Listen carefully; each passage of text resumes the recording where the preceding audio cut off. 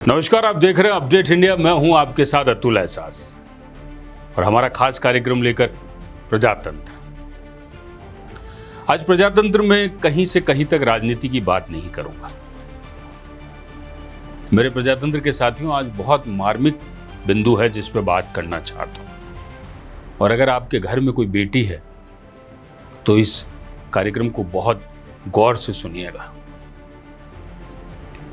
क्योंकि भारत की परंपराओं में एक पुरानी कहावत है, बेटी जिस घर में ब्याह दी जाती है उसी घर से उसकी अर्थी उठती है।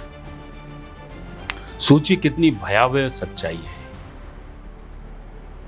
और इस सच्चाई में कहीं न कहीं जो कहावत है, उस सच्चाई के साथ कब तक आप सोचते रहेंगे या इस समाज में बेटियों के लिए हर बार कुछ न कुछ नया करते रहेंगे।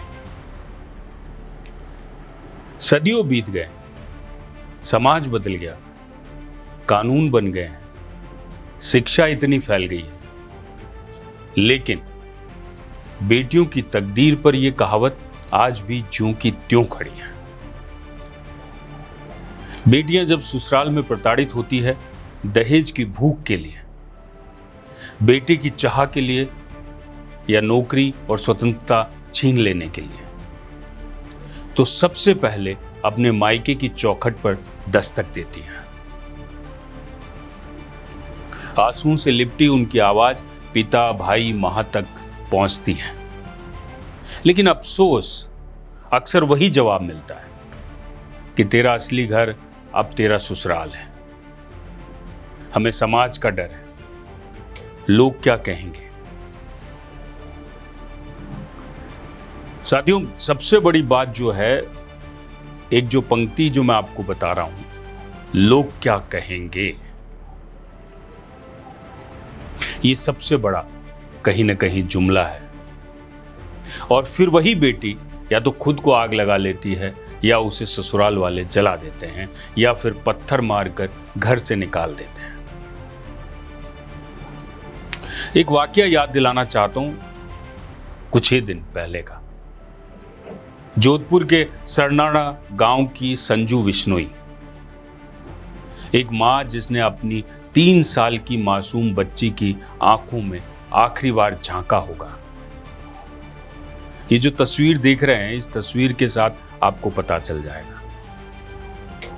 शायद मदद की उम्मीद भी जताई होगी, लेकिन समाज के डर ने उसे मायके तक भी नहीं लौटने दिया और अंततः अपनी बच्ची संग खुद को आग के हवाले कर दिया। एक कहानी और है जो कुछ दिन पहले की है, वो भी नोएडा की निक्की का मामला भी अभी ठंडा नहीं हुआ है साहब। पति ने जला डाला और बेहया होकर कहा, पछतावा नहीं है मुझे जलाने का। उधर निक्की की बहन ने दावा किया है कि मायके वालों को बार बार शिकायत की थी उसने, लेकिन पिता ने समाज की पंचायत मानकर बेटी को ससुराल वापस भेज दिया और परिणाम, बेटी राख में बदल गई। सोचिए, इन मौतों के गुनाहगार सिर्फ क्रूर पति या लालची ससुराल वाले ही हैं। असली के कसूरवार हैं वो समाज जिसने मायके वालों को डर से जकड़ लिया, जिसने ये सोच बो दी कि बेटी पराई है, उसका असली घर ससुराल है। और यही डर, यही सोच हर साल न जाने कितनी बेटियों को मौत की ओर धकेल देता है। ये सच है। कभी कभी खामोशियां भी चीखती है, लेकिन जब बेटी अपनी चीख किसी से बांटना चाहती है तो अक्सर उसे यह सुनना पड़ता है, तू अब पराई है, तेरा घर वही है। और यहीं से शुरू होता है वो अकेलापन जो धीरे धीरे उसे अंदर से खा जाता है। समाज भूल गया है कि बेटी पराई अमानत नहीं है, वो किसी घर की इज्जत का बोझ नहीं है, बल्कि इंसान है जिसकी अपनी अस्मिता है, अपने अधिकार है।